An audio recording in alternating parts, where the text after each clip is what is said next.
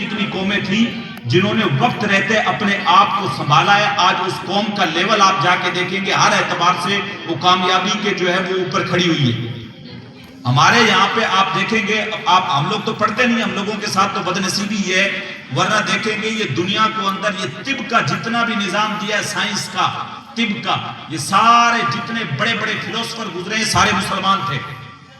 इन्होंने ये जो डॉक्टरी का सारा सिस्टम है, सारा निजाम है, बड़ी बड़ी किताबें जिनसे इन्होंने सारी चीजें अखज की हैं, ये आप देखेंगे तो सारे मुस्लिम फिलोसफरों ने दिए। हमारे असलाफ की हम लोग जो है वो पहले पढ़ के तो देखें हम लोग, लेकिन हम लोगों को तो पढ़ने से मतलब ही नहीं। हम लोग तो ये कहते हैं बच्चा भी अगर पढ़ रहा है 10वीं 12वीं तक तो जाता ही नहीं है, 8वीं 10वीं के बाद कहते हैं हजरत कोई बात नहीं, अब इसको छुड़वा लेते हैं, साइन करने लायक हो गया है तो अब अपना काम चल जाएगा। भाई साहब हमारी हालत क्या है, कहां पे साइन करवाओगे आप? कौन से आपके पास चेक हैं जो आपके बैंकों में करोड़ों रुपए पड़ेंगे, आपका बच्चा बैठ के चेक के ऊपर साइन करके दे देगा? हमारी हालत तो जो है वो बहुत बद से बदतर है। हमारे पास तो ले दे के है ही कुछ नहीं। चेक कहां पे साइन करवाएंगे हम लोग? एक बच्चे के 10-12 साल खराब करते हैं, 8वीं बच्चा आता है, फिर उसके बाद उसकी हालत ये हो जाती है वो छोड़ देता है। और हम लोग ये होते हैं आराम से, कोई गल नहीं, पुत्र आले बाइक ले ले, आले बुलेट ले ले, आले गड्डी ले ले, उसको सारी चीजें दिलाएंगे, लेकिन उस बच्चे को अच्छी एजुकेशन नहीं दिलाएंगे। जब तक आप घर नहीं छोड़ेगा बच्चा तब तक पढ़ेगा नहीं। जाके देखें आप, बड़ी बड़ी जगहों पे देखें, हमारे बच्चे नहीं।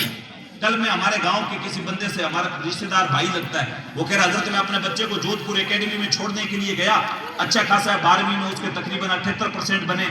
मैं उसको छोड़ने के लिए गया, वहां जाके जैसे ही मैंने उसका एडमिशन करवाने के लिए रुका, वो आंखों में आंसू ले आया 2-4, मैं उसको अपने साथ वापस ले आया।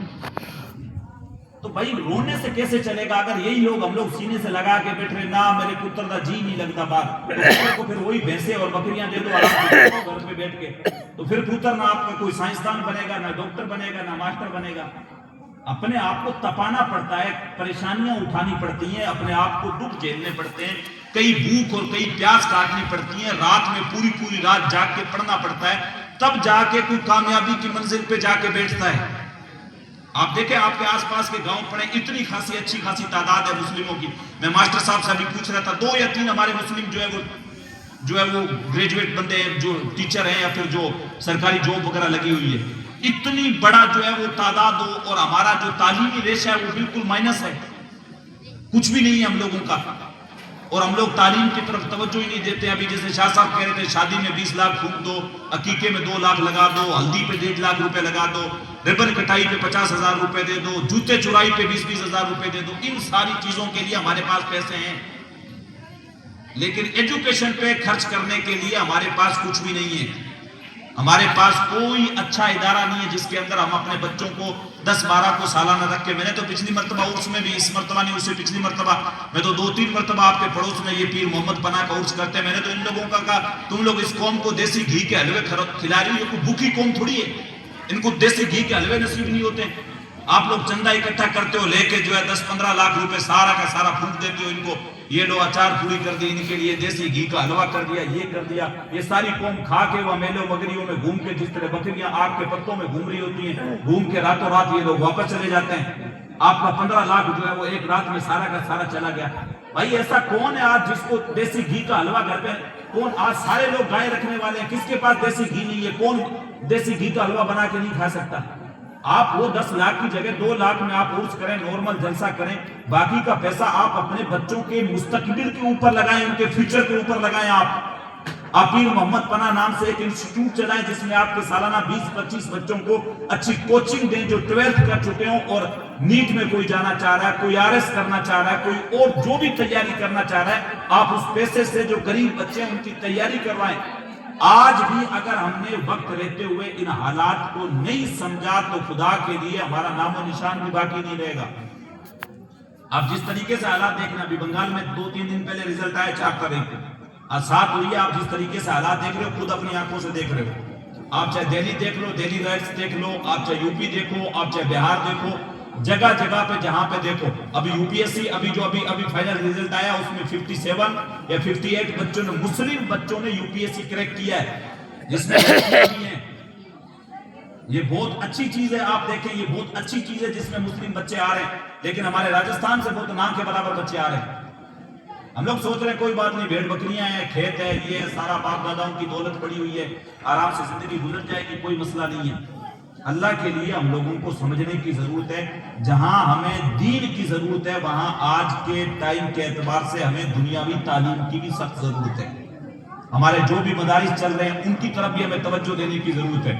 صرف یہ نہیں کہ ہم دنیا داری میں لگ جائیں پھر بچے کو ہمارے کو کلمہ ہی نہیں آتا ہو، یہ بھی کوئی جو ہے وہ مزے والی بات نہیں ہے، بلکہ بچہ دنیاوی تعلیم حاصل کر رہا ہے، اتنا وہ بہترین قرآن پڑھا ہوا ہو، بہترین اردو جانتا ہو، اپنے عقائد کی اچھے سے حفاظت کرنے والا ہو، ماں باپ کا ادب کرنے والا ہو، گھر میں سے کوئی انتقال کر جائے تو کم سے کم یہ نہ ہو کہ حضرت تو سائیں کرو مدرسے تو بچہ دی گڈی بھر کے لے آؤ لا کے قرآن پڑھاؤ، گھر میں کوئی پڑھا ہوا ہی نہیں ہے، سکا بیٹا ہے وہ جو ہے اس کو وضو کرنا ہی نہیں آتا ہے، استنجا کرنا ہی نہیں آتا ہے، باپ کی میت پڑی ہوئی ہے وہ اس کا جنازہ نہیں پڑھتا ہے، تو اس سے بڑی بد نصیبی کیا ہوگی کہ بیٹا اپنے باپ کا جنازہ نہیں پڑھ سکتا، بلکہ سب سے بڑا حق یہی ہے کہ سکا بیٹا اپنے باپ کا جنازہ خود پڑھائے۔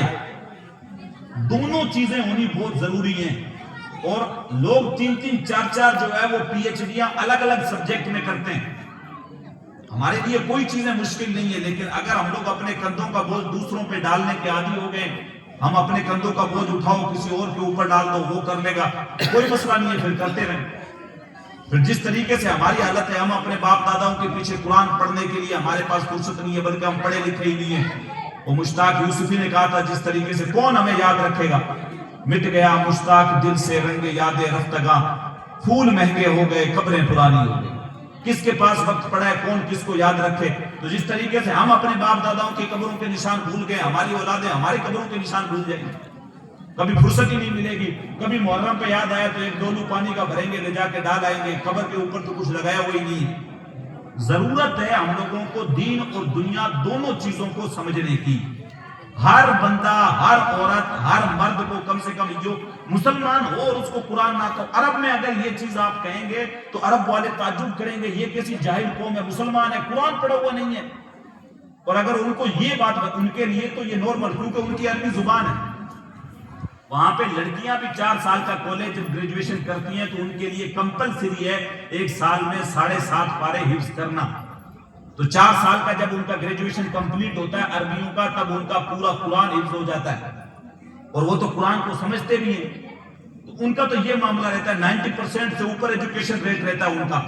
اگر ان کو یہ بتا دیا جائے کہ ہمارے یہاں پہ قرآن لوگ 90% طبقہ تو ایسا ہے جس کو قرآن پڑھنا ہی نہیں آتا، جو قرآن پڑھا ہوا ہی نہیں، وہ حیرت کریں گے مسلمان ہیں اور قرآن پڑھنا نہیں آتا۔ وہ قرآن جو اس قوم کی ہدایت کے لیے اترا، جو اس قوم کی رہنمائی کے لیے اترا، اس قوم کو قرآن ہی پڑھنا نہیں آتا، سمجھنا تو بہت دور کی بات ہے۔ تو ابھی بھی کوئی وقت کی دیری نہیں ہوئی ہے، جن حضرات نے قرآن نہیں پڑھا ہے ان کو چاہیے کہ وہ قرآن پڑھیں۔ آج کل تو سوشل میڈیا پہ بھی بہت ساری آن لائن کلاسز چل رہی ہیں، آپ آن لائن پڑھ سکتے ہیں، آف لائن پڑھ سکتے ہیں، امام صاحب کے پاس پڑھ سکتے ہیں، گھر پہ کسی کو جو ہے وہ ٹیوشن پہ رکھ کے اس سے پڑھ سکتے ہیں۔ ایک بندے کے اندر جذبہ ہونا چاہیے۔ میں بزرگ حضرات سے بھی کہوں گا جو سالوں سے نماز پڑھ رہے ہیں، جن کو نماز پڑھنی نہیں آتی، جو کئی سالوں سے اذان دے رہے ہوتے ہیں، ڈھنگ سے اذان دینی نہیں آتی، اچھا خاصا ایک طبقہ ہے جس کو ڈھنگ سے کلمہ نہیں آتا، لا الہ الا اللہ کر رہے ہوتے ہیں۔ خدا کے بندوں، ہم کب اپنے اندر سدھار لے کے آئیں گے؟ سیکھنے کے لیے تیار نہیں ہے۔ اگر کسی کی غلطی بھی ہے تو اپنی غلطی کو ماننے کے لیے تیار نہیں ہے۔ حضرت اس عمر میں ہم کیا سیکھیں؟ سیکھنے کی کوئی عمر نہیں ہے، سیکھنے کی کوئی عمر نہیں ہے۔ جب تک بندے کی موت نہ آ جائے تب تک بندہ سیکھتا رہے اور اپنی غلطیوں کے اندر سدھار لاتا رہے۔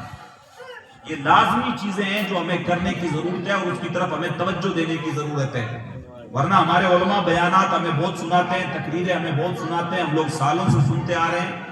اگر ہم لوگ عمل نہیں کریں تو پھر کسی بھی اعتبار سے زندگی گزارتے رہیں کوئی مطلب نہیں ہے۔ جس اعتبار سے چاہیں زندگی گزار لیں، جس اعتبار سے چاہیں۔